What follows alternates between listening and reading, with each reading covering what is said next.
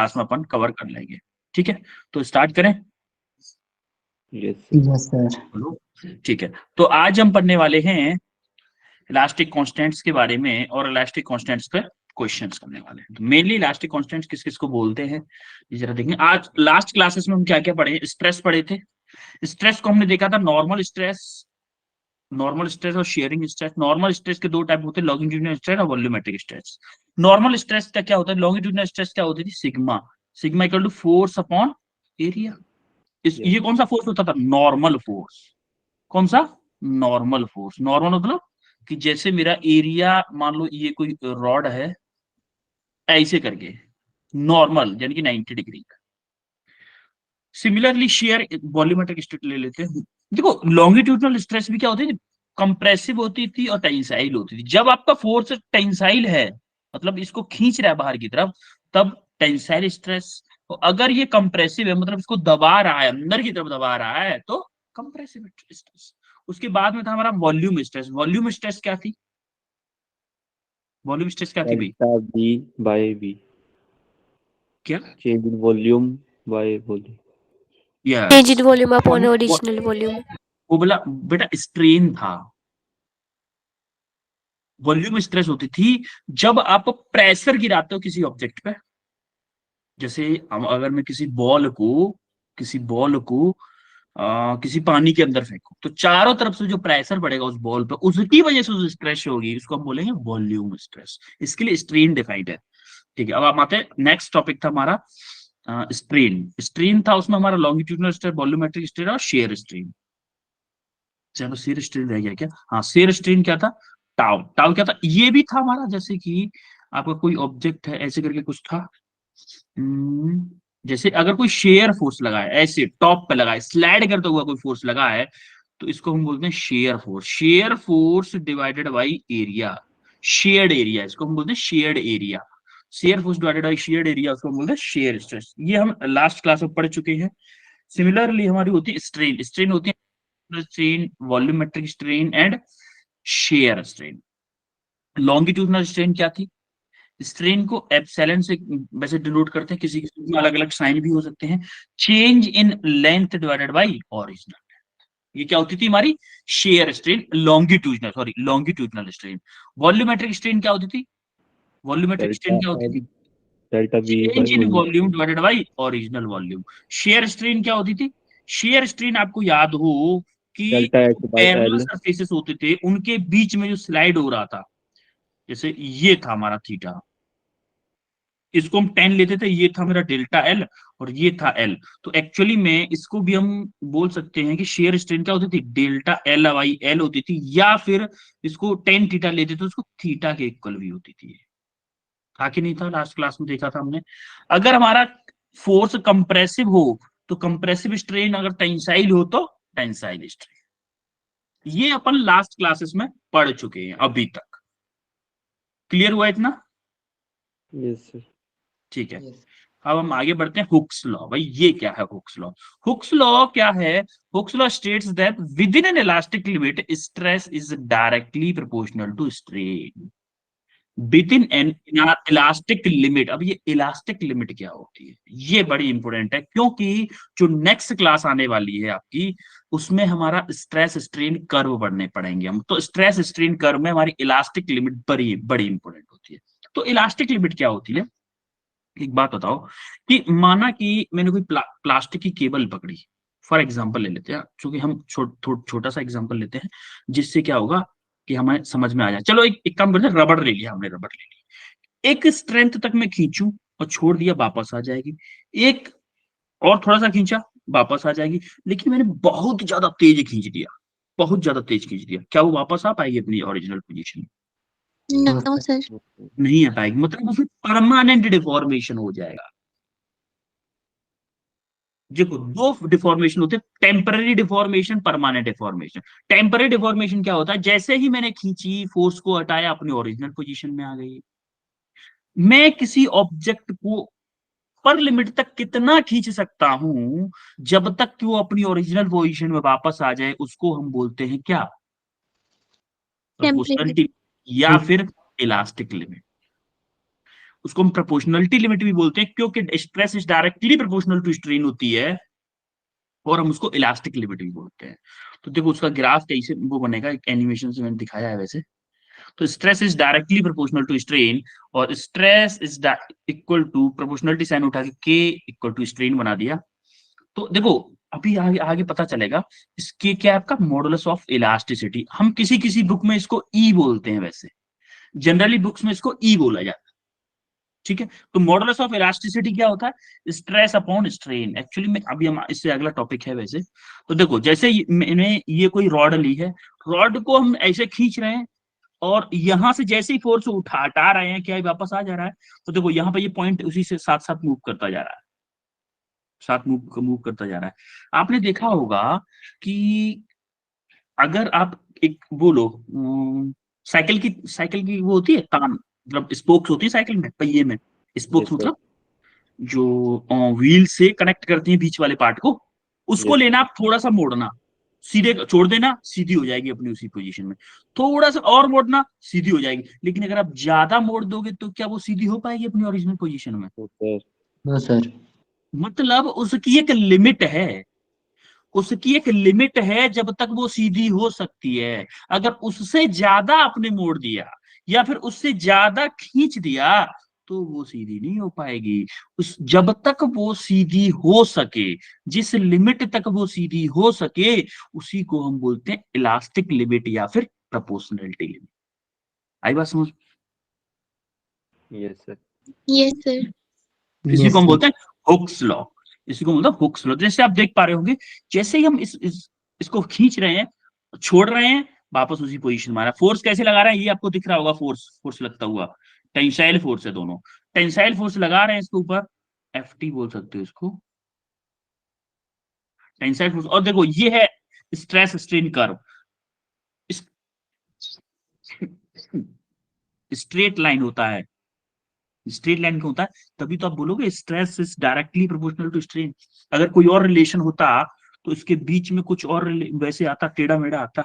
ये टेढ़ा मेढ़ा नहीं होता। जब तक आपकी ये लाइन स्ट्रेट रह रही है, तब तक आप देखो जिस रेशियो से स्ट्रेस बढ़ रही है उसी से स्ट्रेन बढ़ रही है, सेम प्रोपोर्शन से रेशियो से बढ़ रही है। और इसके स्लोप को, इस लाइन के स्लोप को ही हम क्या बोलते हैं, मॉडुलस ऑफ इलास्टिसिटी बोलते हैं। क्वेश्चन पूछ लेता है the slope of stress strain curve is known as modulus of elasticity. बोलो चमका। Yes, sir. Yes sir. ठीक है, अब हम आते हैं किस पे, यंग्स मॉडुलस। यंग्स मॉडुलस क्या होता है भाई? यंग्स मॉडुलस को ही हम मॉडुलस ऑफ इलास्टिसिटी भी बोलते हैं। देखो मॉडुलस ऑफ इलास्टिसिटी जो जहां पे ये है ना, इसका एक और नाम होता है यंग्स मॉडुलस। यंग्स मॉडुलस भी बोलते हैं इसको। तो the ratio of normal stress divided by longitudinal strain. Normal stress divided by longitudinal strain. Normal stress कैसे आएगी? फोर्स हमने इसके ऊपर एफ लगाया, एफ की वजह से, मैं मान लो कि मैंने यहाँ पे फोर्स एफ लगाया था, एफ फोर्स यहाँ पे फिक्स था ऊपर वाला एरिया, तो नीचे की तरफ इसकी लेंथ इतनी बढ़ गई, तो इसकी लेंथ बढ़ने की वजह से स्ट्रेन क्या आया? स्ट्रेन मान लो सिग्मा वो है, क्या होगा, change in length divided by original length. इसको हम बोलते हैं लॉन्गिट्यूडनल स्ट्रेन। और स्ट्रेस क्या होगा? Sigma equal to F upon A. तो एफ क्या है मेरा? फोर्स, ए एरिया, ये वाला एरिया पाई आर स्क्वायर। बोलो चमका कि नहीं इतना? यानी Yes, कि sir. F upon pi R square, pi R square. तो हमने क्या किया, स्ट्रेस की जगह पे F upon pi R square, और लॉन्गिट्यूडनल स्ट्रेन की जगह पे delta L upon L put कर दिया। तो हमारा फॉर्मूला आया y equal to F L upon pi R square into delta L. इसको हम एक और तरह से पढ़ेंगे। जनरली हम इसको कैसे यूज करते हैं, अगर मान लो कोई आपको चेंज इन लेंथ पूछता है, जनरली इस ई को ई या फिर बोले वाई, कहीं कहीं इसको वाई बोलता है और कहीं कहीं इसको क्वेश्चंस में ई बोलता है, मॉडुलस ऑफ इलास्टिसिटी। कहीं कहीं वो ले लेता है यंग मॉडुलस, वाई से ले लेता है इसको। तो इसमें कंफ्यूज नहीं होना है, वाई दे या ई दे, बात एक ही है। तो अगर हम बोले तो हमारा डेल्टा एल यानी कि चेंज इन लेंथ का फॉर्मूला क्या होता है, अगर आप याद रखना, एफ एल अपॉन ए ई, ये याद रखना है। एफ एल अपॉन ए वाई ले लो, यहाँ पे वाई लिखा हुआ है, ये फॉर्मूला आपको याद रखना है, इंपोर्टेंट फॉर्मूला है। यहाँ पे एफ क्या है, फोर्स अप्लाइड, आर क्या है, radius of the wire, L क्या है, ओरिजिनल लेंथ, ओरिजिनल लेंथ मतलब इनिशियली कितना लेंथ था, और डेल्टा एल क्या है, चेंज इन लेंथ, यानी कि यहां से लेके यहां तक की लेंथ में से आप यहां से लेके यहां तक की लेंथ माइनस कर दोगे तो डेल्टा एल आएगा। और यूनिट क्या होती है, न्यूटन पर मीटर स्क्वायर, वो तो पास्कल या डिनोटेड बाई पास्कल, न्यूटन पर मीटर स्क्वायर होती है वो। बोलो चमका मॉडुलस ऑफ इलास्टिसिटी या फिर young modulus. Yes. Yes, sir. Similarly एक और कांस्टेंट आने वाला है, क्वेश्चन करते हैं एक बार।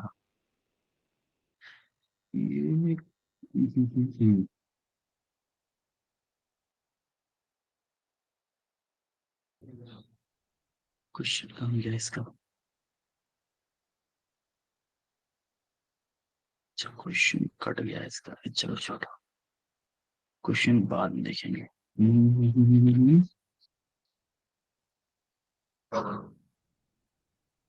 अब हम आते हैं नेक्स्ट, हमारा टर्म है, नेक्स्ट कौन सा टर्म आएगा, Bulk नेक्स्ट modulus. हमारा टर्म आएगा Bulk bulk modulus of modulus. elasticity. हमारा बल्क मॉडुलस, बल्क मॉडुलस क्या होता है, बल्क मॉडुलस होता है, देखो, normal stress upon volumetric strain. Bulk modulus क्या होता है, normal stress upon volumetric strain. अब देखो नॉर्मल स्ट्रेस क्या होता है भाई, नॉर्मल स्ट्रेस का मतलब है एफ अपॉन ए, फोर्स अपॉन एरिया, वो फोर्स अपॉन एरिया ही था ना, तो वो फोर्स अपॉन एरिया था ना बल्क मॉडुलस, वो normal stress, Yes, sir. Yes. Yes, sir. Force upon area divided by change in volume, वो क्या था, volumetric strain change in volume divided by original volume. और माइनस क्यों भाई, चेंज इन वॉल्यूम मतलब छोटा हो रहा है ना वॉल्यूम, ऊपर से बाहर से प्रेशर लग रहा है, बाहर से अगर प्रेशर लग रहा है, अगर आपका प्रेशर बाहर से लग रहा है तो क्या होगा, प्रेशर अगर बाहर से लग रहा है तो वॉल्यूम कम होगा ना, कम होगा, इसीलिए हमने क्या ले लिया, नेगेटिव साइन ले लिया है। F V upon A delta V, A क्या है, एरिया। अब देखो जरा, एफ अपॉन ए को क्या मैं पी लिख सकता हूं भाई, प्रेशर क्या होता है, फोर्स अपॉन एरिया Yes, होता sir. है कि नहीं। Yes. अब एफ अपॉन ए को मैं प्रेशर भी तो लिख सकता हूं, क्योंकि यहाँ पे अप्लाइड आखिरकार प्रेशर हो रहा है, यहाँ पे भी प्रेशर हो रहा है, यहाँ पे भी प्रेशर, यहाँ पे भी प्रेशर, तो हम बी, बी फॉर, बी क्या आपका bulk modulus, B equal to minus के P V over delta V, या फिर हम इसको जनरली फॉर्मूला लिखते हैं इसको, bulk modulus equal to minus के P divided by volumetric strain बोल दो, या फिर P into V upon delta V, या फिर वन अपॉन लॉन्ग, या फिर इसको ये भी बोल सकते हैं माइनस के पी इंटू, इसको क्या मैं वन अपॉन वॉल्यूमेट्रिक स्ट्रेन बोल सकता हूँ कि नहीं, Yes, sir. है भाई, फिर वन अपॉन वॉल्यूमेट्रिक स्ट्रेन बोल सकता हूँ कि नहीं Yes, sir. भाई, उल्टा ही है ना ये, वॉल्यूमेट्रिक स्ट्रेन का, वॉल्यूमेट्रिक स्ट्रेन क्या होती थी, इसको देखो वॉल्यूमेट्रिक स्ट्रेन क्या थी, change in volume divided by original volume, तो जब वन अपॉन एप्सिलॉन वी करोगे तो इसको उल्टा कर दो, वी अपॉन डेल्टा वी, तो वही तो किया है मैंने इसे यहाँ पर, है कि नहीं। Yes, sir. तो हमारा और अच्छा, वॉल्यूमेट्रिक बल्क मॉडुलस क्या होता है, बल्क मॉडुलस का जस्ट उल्टा होता है हमारा कंप्रेसिबिलिटी, बल्क मॉडुलस का जस्ट अपोजिट होता है हमारा कंप्रेसिबिलिटी। कंप्रेसिबिलिटी का मतलब है कौन कितना कंप्रेस होगा, बल्क मॉडुलस का मतलब है कौन कितना कंप्रेस होने का अपोज करेगा, कौन कितना, जैसे मैं बोलूं कि मैंने क्या किया, अभिषेक के ऊपर 10 किलो वजन रखा, और वहीं आकांक्षा के ऊपर 10 किलो वजन, माना कि अभिषेक 10 किलो वजन से इत्तू सा नीचे हो गया और आकांक्षा बिल्कुल भी नीचे नहीं हुई, तो बल्क मॉडुलस आकांक्षा का ज्यादा है अभिषेक के कंपैरिजन में, लेकिन कंप्रेसिबिलिटी अभिषेक की ज्यादा है, क्योंकि कंप्रेसिबिलिटी मतलब अभिषेक जल्दी पिचक जा रहा है, जल्दी मतलब कम हो जा रहा है, छोटा हो जा रहा है, लेकिन आकांक्षा नहीं हो रही है, आकांक्षा की कंप्रेसिबिलिटी क्या है, कम है, वो नहीं मानती भाई, रखो सर 10 किलो वजन से मेरे को कोई फर्क नहीं पड़ता। आ रही बात समझ में, इसीलिए बल्क मॉडुलस और कंप्रेसिबिलिटी दोनों एक दूसरे के अपोजिट है। बात समझ में आ रही है बच्चों, Yes, sir. एग्जाम्पल लिया, जस्ट ऐसे एग्जाम्पल ले लिया, ठीक है, अब हम आते हैं modulus of rigidity. Modulus of rigidity क्या होती है? जी, जी से डिनोट करते हैं इसको। इसमें क्या है? Tangential stress divided by shear strain. Tangential stress बोलो या फिर नॉर्मल स्ट्रेस बोलो, tangential stress divided by shear strain. Tangential stress मतलब देखो, ये ऐसे फोर्स लगाया टेंजेंशियल, ये क्या है? मेरा शेयर फोर्स है। या फिर हम इसको बोले कि shear force divided by shear strain, ये भी बोल सकते हो आप। क्योंकि हमारा एरिया ये वाला लेंगे, टेंजेंशियल स्ट्रेस का मतलब यही होता है, ये वाली स्ट्रेस, एरिया ये वाला। हम इसको ये भी बोल सकते हैं कि shear stress divided by shear strain, ये भी बोल सकते हैं। इस शेयर फोर्स की वजह से ये जो हमारी ऊपर वाली लेयर सर किसकी थी? आपको याद है मैंने बुक का एग्जांपल दिया था लास्ट क्लास में, यस सर। दिया था, Yes. एनिमेशन भी दिखाया था। तो टेंजेंशियल स्ट्रेस क्या होगी? फोर्स अपॉन ये जो एरिया है, ये वाला एरिया, फोर्स अपॉन ये वाला एरिया, ये वाला एरिया अपॉन शेयर स्ट्रेन। क्या थी शेयर स्ट्रेन? शेयर स्ट्रेन हमारी थी यहां से टेन थीटा लिया था हमने, टेन थीटा लिया था। क्या थी? Delta L upon L. अब इस टेन थीटा मेरा बहुत छोटा था, तो इसको मैं थीटा भी लिख सकता था, डेल्टा एल अपॉन एल, यही था हमारा। बोलो। Yes sir. तो हमने शेयर स्ट्रेस को F upon A divided by theta, यहां से ये थीटा इक्वल टू, और थीटा को क्या लिख सकता हूं मैं? यहां से ए नीचे आ गया, तो F L upon A delta L हो गया। बोलो, चमका यहां तक? यस सर, चमक गया। ठीक है, अब हमारा क्वेश्चन, अब हमारा स्टार्ट होते हैं क्वेश्चन। करो भाई इस क्वेश्चन को, पीवाईक्यूज करेंगे अपन।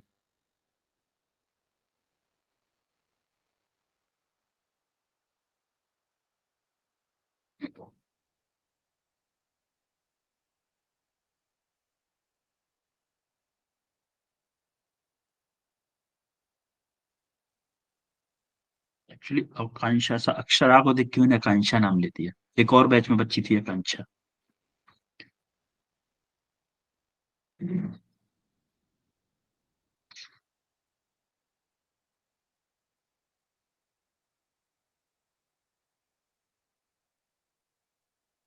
Wire of length L, L length है उसकी वायर की, और एरिया क्या है? A, hanging from a fix support. The length of the wire is L, L1, when mass m is suspended from free end. The expression for young modulus is, young modulus के लिए expression क्या होगा? 2020 का आया हुआ question है। Young modulus अपन को पता है, नॉर्मल स्ट्रेस अपन लॉन्गिट्यूडिनल स्ट्रेन होता है। बड़ा ही हलवा टाइप का क्वेश्चन है।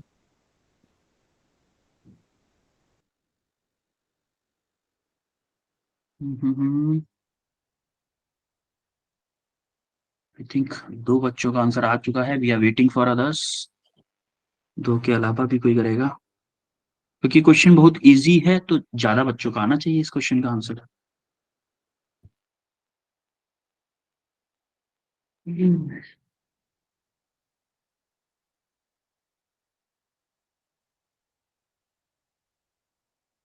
चार बच्चों का आंसर आया,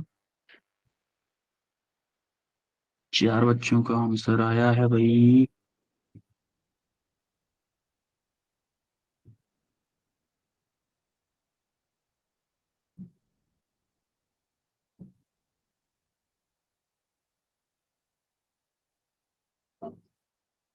करो भाई, चार से ज्यादा बच्चे।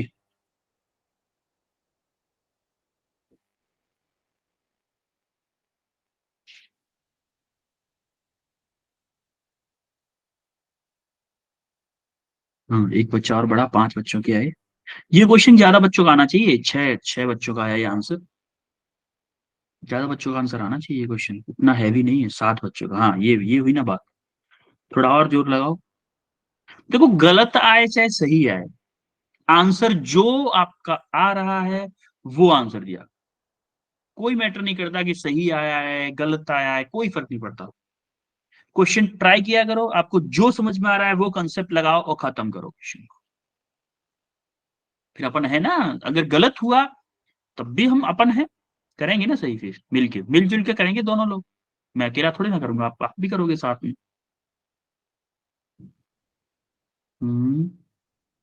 8 लोगों को हिम्मत आई थोड़ा सा आंसर करने की, हिम्मत बढ़ रही है हिम्मत थोड़ी सी और बढ़ रही है।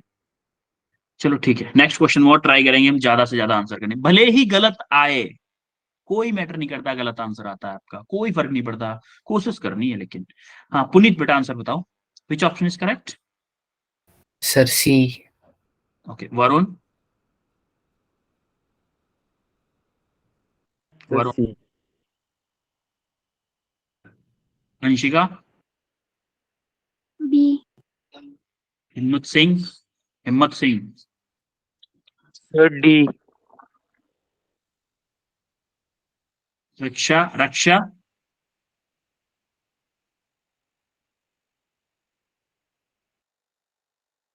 रक्षा,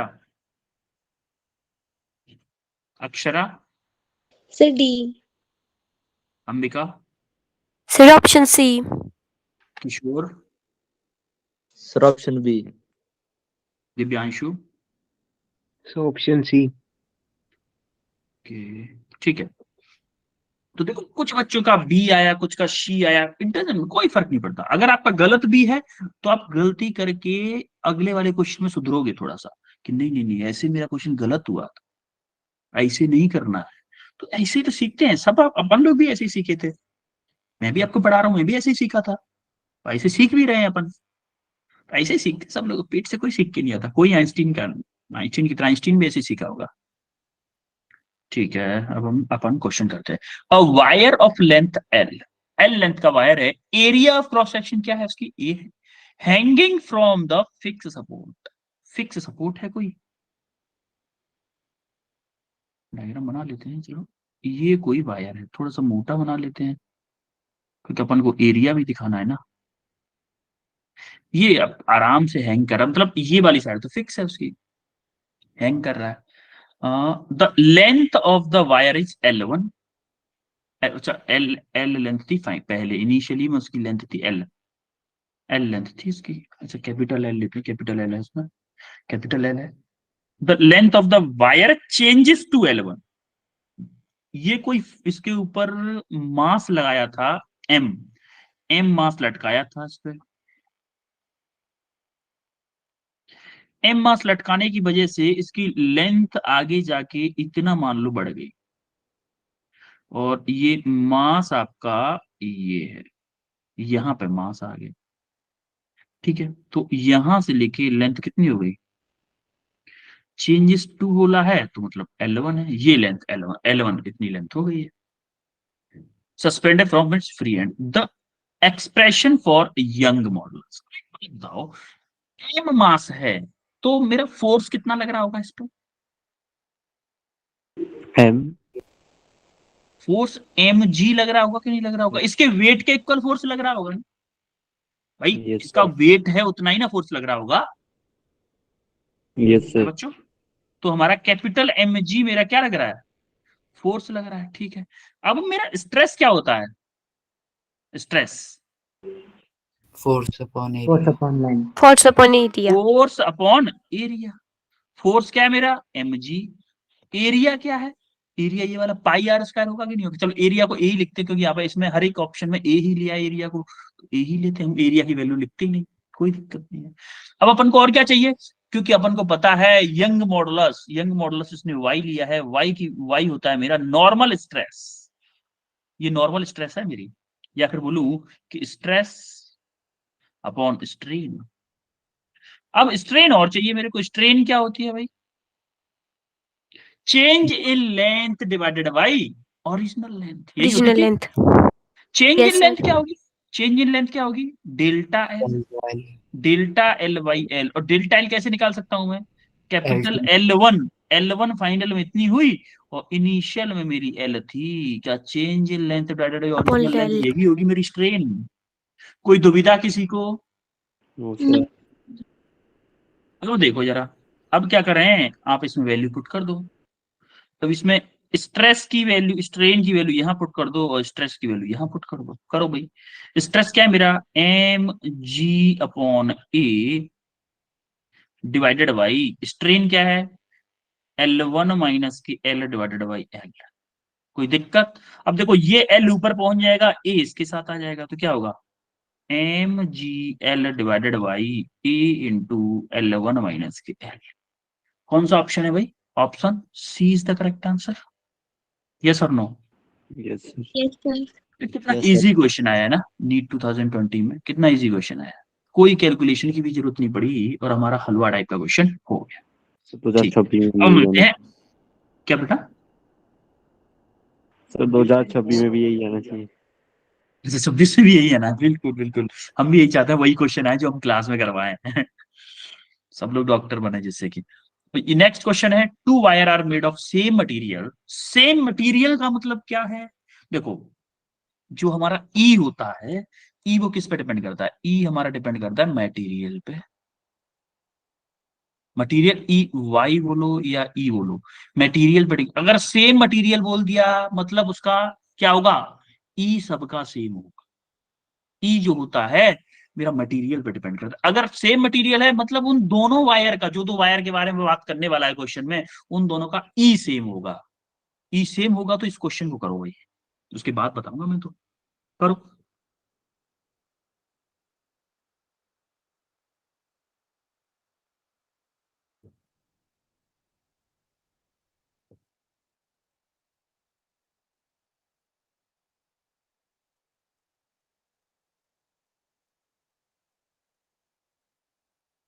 अच्छा पुनीत बोले सर हर बार ऐसा ही आना चाहिए, ऐसे ही आने चाहिए क्वेश्चन। इस बार वैसे जेई का पेपर हुआ है ना, उसमें थोड़े क्वेश्चन इजी आए हैं, ज्यादा टफ क्वेश्चन नहीं आए। कुछ क्वेश्चन तो जेई में ऐसे आए हैं जो हमने नीट में किए हुए हैं, कई सारे क्वेश्चन ऐसे आए हुए हैं।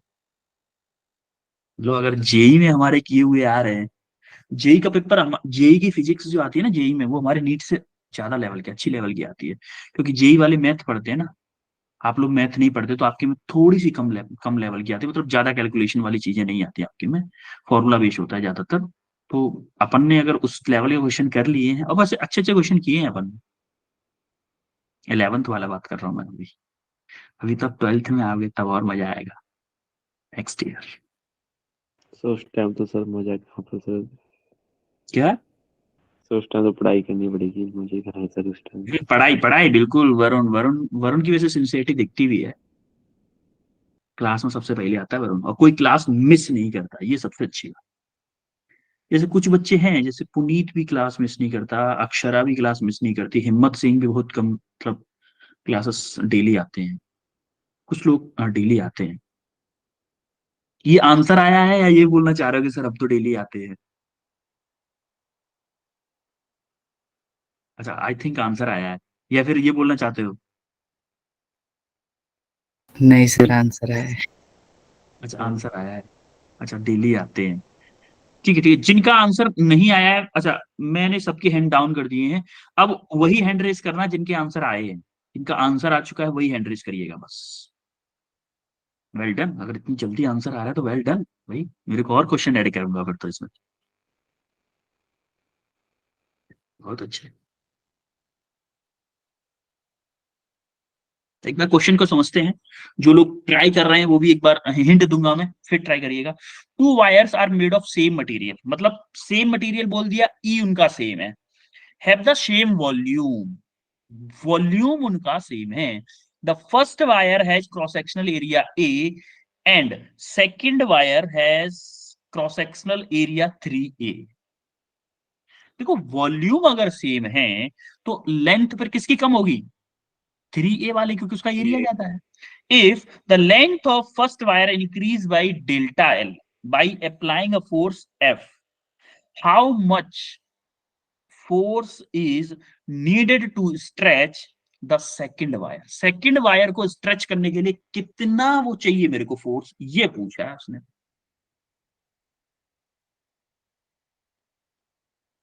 कुछ बच्चों का आंसर आया है,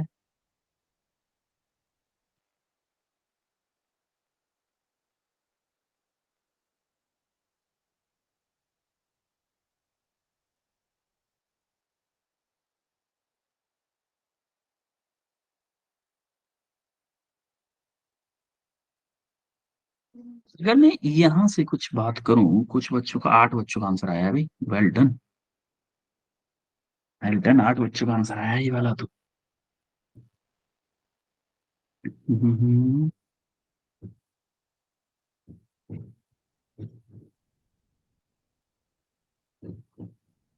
आप पुनीत बेटा आंसर बताओ, Puneet. C. Varun, sir A. Aksha, sir C. Anju Chaudhary, sir option B. Option T, okay. Akshara Dhiman, sir C. Kishore Soni, sir option C. Abhishek. Sir B. अच्छा किशोर सोनी, मेरे को बताओ कैसे किया है ये, का आंसर करेक्ट है सी ऑप्शन। जरा एक बार बताओ मेरे को कैसे किया है। सर y इक्वल टू नहीं नहीं, फॉर्मूला छोड़ो, फॉर्मूला छोड़ो, वो मेथड मत बताओ, बस आपने अप्रोच कैसे किया ये बताओ, क्वेश्चन को क्या दिया है, क्या कांस्टेंट मान के कैसे किया, एक बार ये बता दो बस मेरे को, ओरली ओरली बता दो। सर इसमें हमको क्रॉस सेक्शनल एरिया बताया गया है हम्म, 3a ठीक है। और length of first wire is increase by delta L और उस पे हमने फोर्स अप्लाई एफ की है। ठीक है, सर फिर हमने इसमें निकालना है कि हमने कितनी फोर्स चाहिए इसको स्ट्रेच करने के लिए, सेकंड वायर को स्ट्रेच करने के लिए कितनी फोर्स चाहिए हमें। ठीक है, ठीक है, फिर आपने कैसे किया उसके बाद में। सर फिर इसमें हमने फॉर्मूला लगाया y equal to F1 upon A delta L I L F1 upon A delta I. I. कहां से चीटिंग किया बेटा, सर चीटिंग नहीं किया सच में। सर, सच में सर, ये प्रश्न मैंने पहले भी किया था एक बार। अच्छा ये प्रश्न पहले भी किया है आपने, यस सर। ठीक है चलो। और किसका ऑप्शन आया था सी, आई थिंक अंजू चौधरी का भी सी आया था। नो सर, सर मेरा बी आया था। अच्छा बी आया था, किशोर सोनी आपका आया था सी, आई थिंक किशोर का आया था, किशोर आप बताओगे यार। Yes yes sir, sir option C आया था। किशोर को ही तो पूछ रहा था। अच्छा बेटा होता क्या है कि आप गूगल पे सर्च करके करते हो, मान लो गूगल पे सर्च करके किया, क्या फर्क पड़ रहा है, अगर आप खुद से करके मेरे को गलत आंसर दे दोगे तो आपके न तो नीट में कम मार्क्स हो रहे हैं, ना बोर्ड में कम हो रहे हैं, कुछ नहीं हो रहा, कुछ भी नहीं होने वाला इससे। हाँ हाँ किशोर कोई बात नहीं, कोई बात नहीं, मेरे को लगा आपने चीटिंग किया बट नहीं किया था, बहुत बहुत अच्छी बात है, चीटिंग नहीं किया आपने। बट अगर जो भी आंसर आपका आ रहा है भले ही गलत आए, देखो मैं एक बात बता दूं, चीटिंग करके अगर आप सही आंसर दे रहे हो वो न तो मेरे लिए कुछ फायदे का है ना आपके लिए फायदे का है। और दूसरी बात क्या है कि अगर आप चीटिंग करके आंसर कर रहे हो तो मेरे को लगेगा आपको परफेक्टली आता है, तो मैं क्या करूंगा, टॉपिक पढ़ाया आगे निकल जाऊंगा। लॉस किसका होगा इसमें, ओवरऑल लॉस आपका होगा। जैसे फॉर एग्जाम्पल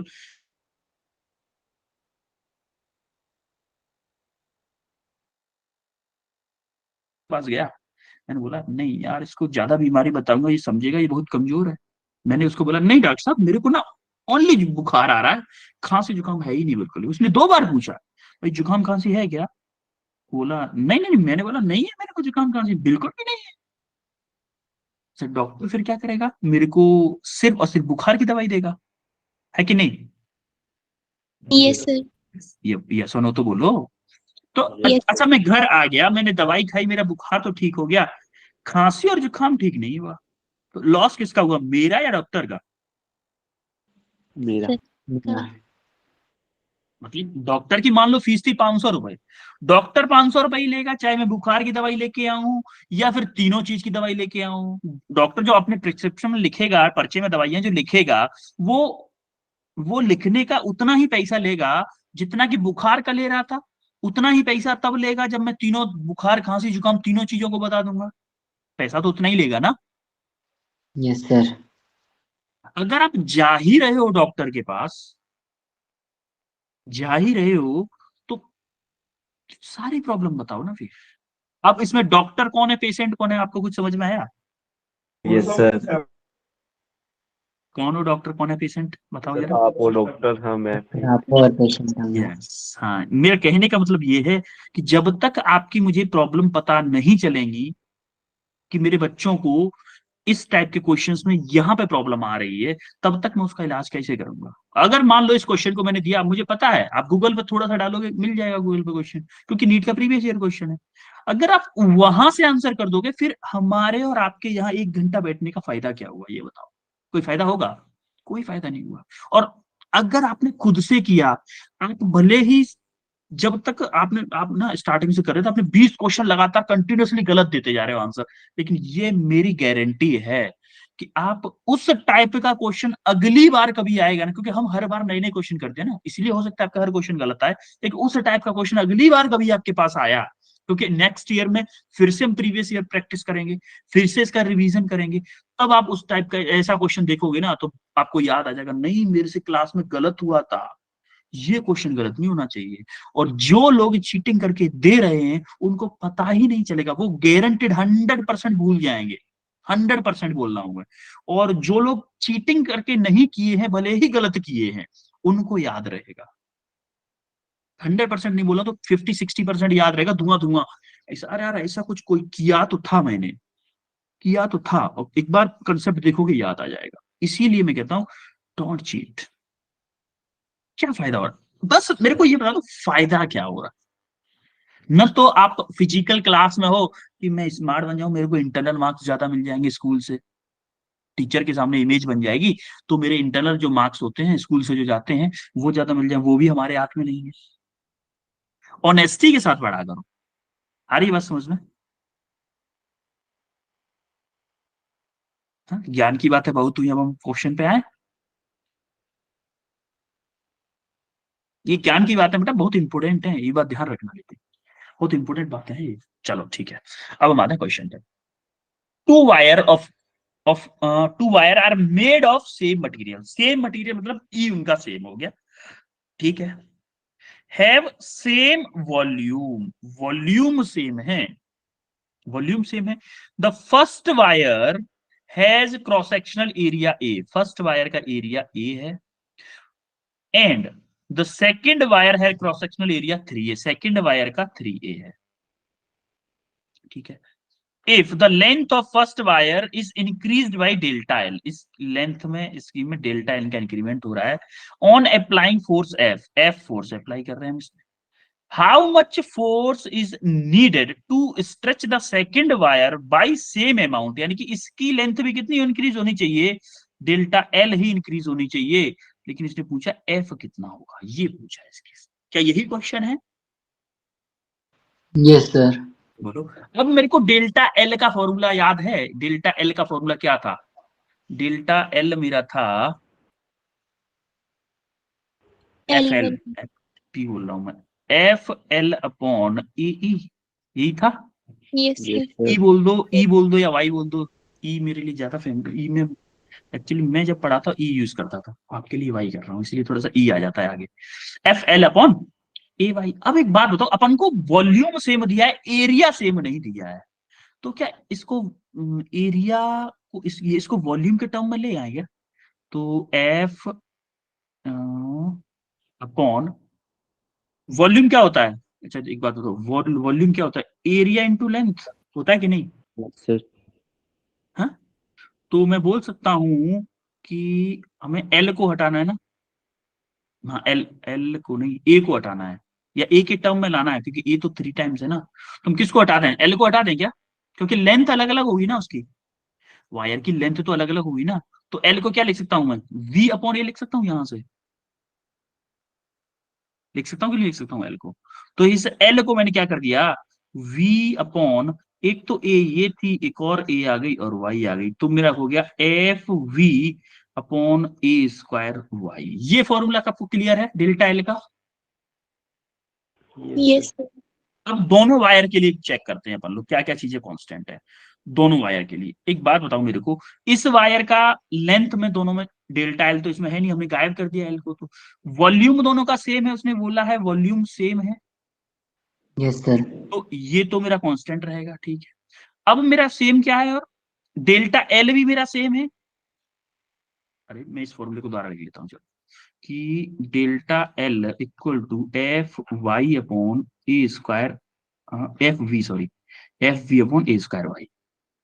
ठीक है, अब यहां से मेरे को एफ और ए स्क्वायर दोनों अलग अलग है। चलो मैं बात करता हूं कि ए स्क्वायर इक्वल टू, यहां से क्या करूं, एफ की वैल्यू निकाल लेते हैं। चलो एफ सर इक्वल टू क्या बेटा, हाँ बोलो बोलो बेटा।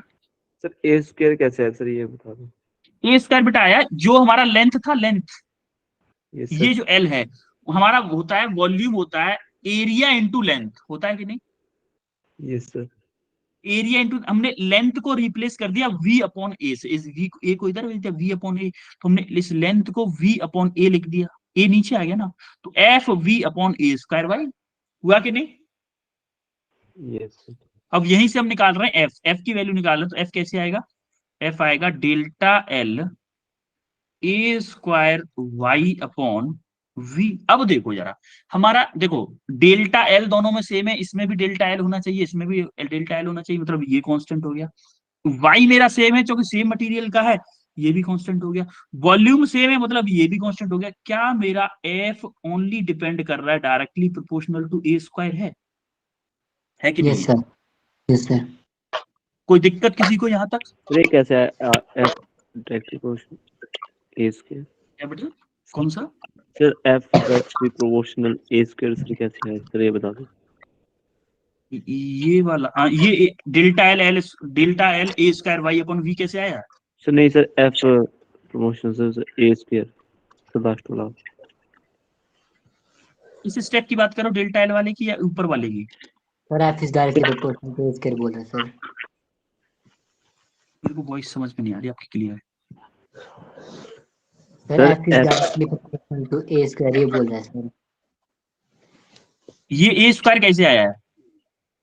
Sir F directly proportional A square कैसे है सर, ये बता दो। अच्छा, ये कैसे आया, ठीक है ठीक है ठीक है। देखो बेटा, हमने क्या देखा, दोनों वायर में क्या क्या चीजें सेम है, हम थोड़ा सा शॉर्टकट करना चाह रहे हैं। अच्छा ठीक है, चलो छोड़ो, चलो ठीक है ठीक है ठीक है, आपको आपको नहीं करना शॉर्टकट, छोड़ो छोड़ो छोड़ो, हम ये काम करते हैं, दोनों को अलग अलग लेते हैं, आपको थोड़ा सा कंफ्यूजन कम हो, थोड़ा सा लेंथ कर लेते हैं, कोई दिक्कत नहीं है। ठीक है, यहां तक क्लियर हुआ। अब हम फर्स्ट वायर के लिए देख लें, फर्स्ट वायर के लिए बात करते हैं। माना कि फर्स्ट वायर के लिए मेरे को F4 चाहिए था, F4 चाहिए था, मूल F1 बोल देता हूँ इसको, F1 फोर्स चाहिए था। लेंथ उसकी कितनी है, डेल्टा एल है, डेल्टा एल ही रखो इसको, डेल्टा एल इंटू एरिया उसका कितना है, ए है, ए स्क्वायर इंटू वाई तो मेरा वाई है ही, अपॉन वी। कोई दिक्कत किसी को F1 में? No sir. कोई दिक्कत? चलो इसको, हाँ ए ही है, ठीक है। अब मैं for second wire, second wire के लिए बात करता हूँ। चलो मैं F2 लेता हूँ। F2 क्या है मेरा, डेल्टा एल तो मेरा डेल्टा एल ही है, देखो एल, भाई फॉर्मूला ये है ना, delta L A square Y upon V, तो डेल्टा एल तो मेरा डेल्टा एल ही है, इंटू, अब देखो ए स्क्वायर, ए क्या है मेरा यहाँ पे 3a है कि नहीं है 3a? यस सेकंड वायर में 3a, 3a है, तो मतलब ए स्क्वायर करना है, क्या मैं 9a करूंगा इसको, 9a स्क्वायर करूंगा, यस सर। ठीक है। और देखो y है आपका, y का y ही रहेगा, अपॉन v होगा। कोई दिक्कत किसी को? ये मान लो इक्वेशन 1, ये मान लो इक्वेशन 2। कोई दिक्कत सर, दोनों इक्वेशंस में कैसे लिखी है मैंने? सर 3 से सर 9 कैसे आया सर, इसमें 9 कैसे 3a गया? का बेटा ए स्क्वायर है ना, ये इस सर 3a का स्क्वायर करोगे क्या आएगा, 9a स्क्वायर आएगा कि नहीं? सर फिर सुके सर हट नहीं जाएगा। नहीं नहीं, एक ही जगह पे 3, एक ही जगह पे 3a रखना है, ओके सर। एक ही जगह पे 3a रखना है। इस केस में एक ही जगह पे a था तो a स्क्वायर रहा, एक ही जगह पे 3a पुट करोगे तो 9a स्क्वायर। आ रही बात समझ में? Yes sir. अब क्या करना है अपन को, अब अपन कर दो डिवाइड, कौन सा कलर ले लें, वायलेट ले लेते हैं। अब डिवाइड इक्वेशन 1/2 कर दो, कुछ भी कर दो कोई फर्क नहीं पड़ता। F1 divided by F2, F1 क्या है मेरा, delta L A square Y divided by V upon delta L 9a square into Y upon V. कोई दिक्कत किसी को? देखो v से v उड़ गया, डेल्टा एल से डेल्टा एल उड़ गया, y से y उड़ गया, a स्क्वायर से a स्क्वायर उड़ गया। आई बात समझ में? यहाँ तक क्लियर हुआ? Yes sir. Yes, अब sir. देखो, अब यहाँ से क्या आएगा मेरा, ये देखो ये नीचे ही रह जाएगा, फिर ये क्या होगा, 9 बचा यहाँ पे, तो 1/9 हो जाएगा। तो अपन को पूछा क्या, F2 पूछा है, F2 पूछा है, मतलब फाइनल में F2 ही पूछा है ना, इसको F2 मान लो, चाहे इसको F1 मान लो। तो F2 क्या आएगा, F2 आएगा, देखो ये इधर चला जाएगा, 9F1 के पास चला जाएगा, 9F1। बोले चमका? Yes sir. अब देखो मैं कैसे कर रहा था, पहले शॉर्टकट कैसे कर रहा था, हमें पता था डेल्टा एल, दोनों में डेल्टा एल है, तो ये मेरा कांस्टेंट हो गया दोनों के लिए। ए मेरा चेंज है, तो ए को मैं वेरिएबल रख रहा था, वाई मेरा सेम मटेरियल का है, तो वाई भी मेरा कांस्टेंट हो गया, और वी मेरा कांस्टेंट हो गया, वी मेरा कांस्टेंट हो गया। तो मैं डायरेक्ट यहां से लिख रहा था F is directly proportional to A square, तो यहां से मेरा हो जाता F1/F2 equal to A1/A2, A1/A2 का स्क्वायर। तो यहां से A1 की जगह पुट कर देता क्या, ए, और इसकी जगह पुट कर देता 3A का होल स्क्वायर। तो आप देखोगे ए से ए कैंसिल हो जाता, तो क्या बचता, F1/F2 इक्वल टू 1/9, 1/9, तो F2 आ जाता कितना, ये इधर पहुंच गया 9, इधर आ गया 9F1, यानी कि 9 गुना फोर्स को बढ़ाना पड़ेगा। देखो ये शॉर्टकट, इसीलिए मैं उसको प्रोपोर्शनलिटी साइन ले रहा था, शॉर्टकट,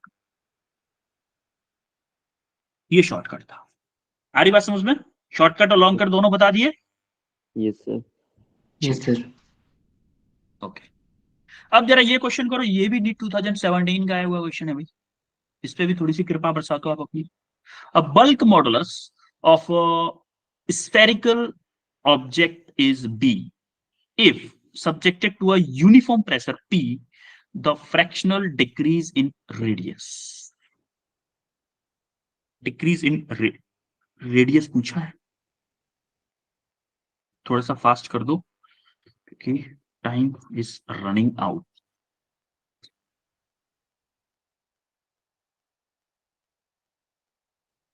हमारा बल्क मॉडुलस क्या था, P अपॉन, -3V/ΔV। अच्छा माइनस को अगर मैग्नीट्यूड की बात करें तो माइनस को छोड़ दो, ओके सर।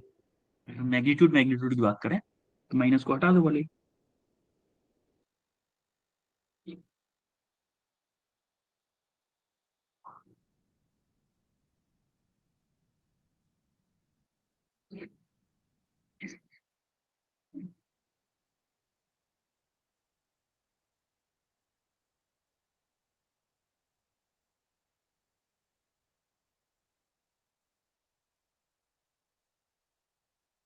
भाई अगर आपको याद हो तो हमारा वो क्या था, अगर मैं बात करूं उसकी, कि बल्क मॉडुलस बी क्या था, नॉर्मल स्ट्रेस मतलब पी ले लूं, पी अपॉन क्या था, डेल्टा वी ओवर वी, यही फॉर्मूला था कि Yes, नहीं? sir. Yes sir. तो यहां से अगर मैं डेल्टा वी अपॉन वी निकालना चाहूं, क्या आएगा, पी अपॉन बी, इक्वेशन 1 मान लो इसको, बोलो। सर। Yes, sir.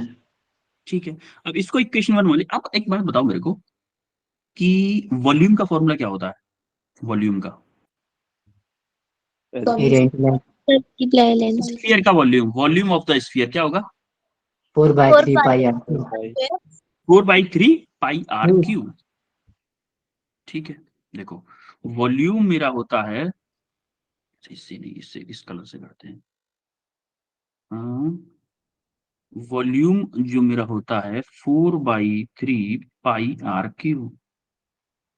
अब आपको याद हो एरर वाला concept, delta V upon V equal to क्या करते थे हम, ये हाँ। कांस्टेंट है, यस सर। ये कांस्टेंट है, कैसे ऐसे कैसे ही रहेगा, 4/3 पाई, ये पावर आगे आ जाती थी, पावर आगे आ जाती थी कि नहीं, यस या सर। फिर इस कांस्टेंट को हटा दो, इस पर कोई प्रोपोर्शनल होगा, इस पर डिपेंड तो नहीं करेगा ना। हमें पूछा फ्रैक्शनल चेंज वो बोला है कि डेल्टा वी मतलब ये कांस्टेंट है, कांस्टेंट तो हट जाएगा, आगे से कांस्टेंट हट जाएगा तो क्या बचेगा, 3 डेल्टा R/R होगा कि नहीं बताओ। Yes sir. हाँ? Yes sir. एरर में पावर आगे आती थी कि नहीं आती थी? यस सर, आती है अभी। पावर हमारी Yes. आगे आ गई। तो यहां से डेल्टा वी अपॉन वी को क्या लिखता हूँ? पी अपॉन बी लिख सकता हूँ कि नहीं लिख सकता हूँ यहाँ से? Yes sir. P upon B equal to 3 delta R over R. अच्छा, डेल्टा आर ओवर आर क्या है मेरा? रेडियस। क्या ये फ्रैक्शनल? रेडियस। अच्छा देखो, माइनस मैंने माइनस को क्यों मना किया था? क्योंकि इसमें डिक्रीज ऑलरेडी बोल रहा है। अगर आप यहाँ पे माइनस लेते, यहाँ पे माइनस लेते, यहाँ माइनस लेते, तो यहाँ पे माइनस आता। माइनस का मतलब ही है डिक्रीज, और उसने डिक्रीज पूछा है, इसीलिए मैंने माइनस के लिए मना कर दिया। क्या प्लस लो? ऑलरेडी प्लस का मतलब माइनस, उसने यहाँ पे डिक्रीज करके पूछा है, तो माइनस को ऑलरेडी इंक्लूड कर दिया। इसको क्या बोलते हैं? फ्रैक्शनल डिक्रीज इन रेडियस बोलते हैं कि नहीं बोलते हैं? अगर परसेंटेज पूछता तो मैं 100 का मल्टीप्लाई कर देता, लेकिन फ्रैक्शनल पूछा है तो क्या होगा? P upon B. अच्छा, इस हमें चाहिए डेल्टा आर अपॉन आर, तो इस 3 को नीचे भेज दूं, तो delta R upon R equal to P upon 3B। बोलो चिंका, Yes, sir. ऑप्शन कौन सा करेक्ट है? Option D is your correct answer. Sir ये क्लियर है? ऊपर भी तो आ सकता था। Yes, sir. हाँ बेटा। एक्सक्यूज सर, सर ये ऊपर भी तो आ सकता था 3। कौन सा 3? यस सर, सर जब मल्टीप्लाई ऊपर कैसे आएगा बेटा? ऊपर कैसे आएगा? सर पी के साथ अगर मल्टीप्लाई हुआ होगा सर ये पहले। बी के साथ में देखो, क्रॉस मल्टीप्लाई होता है। बी 3 मेरा नीचे जाएगा, मुझे डेल्टा आर अपॉन आर चाहिए, 3 मेरा नीचे जाएगा पी के पास, बी के पास में, तो पी अपॉन 3 भी होगा ना। सर हमें ना कैसे पता चलेगा अभी सर ये एरर वाला कंसेप्ट लगाना है इसमें? नहीं नहीं नहीं, देखो आपको पता है, ऐसे नहीं चलेगा कि आपको फ्रैक्शनल पूछा है उसने, फ्रैक्शनल डिक्रीज पूछा है। फ्रैक्शनल डिक्रीज क्या होता है? Change in original upon upon क्या? देखो, चेंज अपॉन ओरिजिनल। आपको ये तो याद रखना पड़ेगा कि हम एरर में ऐसा पढ़ते थे कि नहीं पढ़ते थे, जहां पर डेल्टा एल अपॉन एल करते थे इक्वल टू, हम पावर को आगे ले आते थे। Yes sir. ये थोड़ा सा याद रखना पड़ेगा आपको। ओके। ठीक है, अब आते हैं अपन कि टाइम भी हो गया हमारा। आज हमने क्या क्या पढ़ा है, जरा बता दो मेरे को एक बार। हमने क्या क्या पढ़ा है? Hooke's law. Hooke's law, Length modulus of elasticity. Bulk modulus. Hooke's law, bulk modulus, Rigidity. और उसके बाद में वाई के बारे में पढ़ा, उसके बाद में बी के बारे में पढ़ा, और क्या किया हमने? Rigidity modulus. हाँ, बी मतलब बल्क मॉडुलस और यंग मॉडुलस, और क्या था? और भी कुछ था क्या? जी था, जी भी तो था। Share mode. इसमें कोई डाउट आज की क्लास में? नो ना सर। सर। ठीक है, तो अपन मिलते हैं नेक्स्ट क्लास में। ये 4 क्वेश्चन ये है और 4 क्वेश्चन ये, 8 क्वेश्चन आपके होमवर्क पे हैं। 8 क्वेश्चन को आपको करना है, और उनके सॉल्यूशंस भी दिए हुए हैं, तो सारे के सारे क्वेश्चन आपको करने हैं। ठीक है, यस सर। ओके देन बच्चों, फिर मिलते हैं आपसे नेक्स्ट क्लास में। Good night Thank sir, you, bye sir. Sir. Okay, sir. Bye, sir. Bye sir. Bye, thank you sir. Bye, sir. You welcome, bye.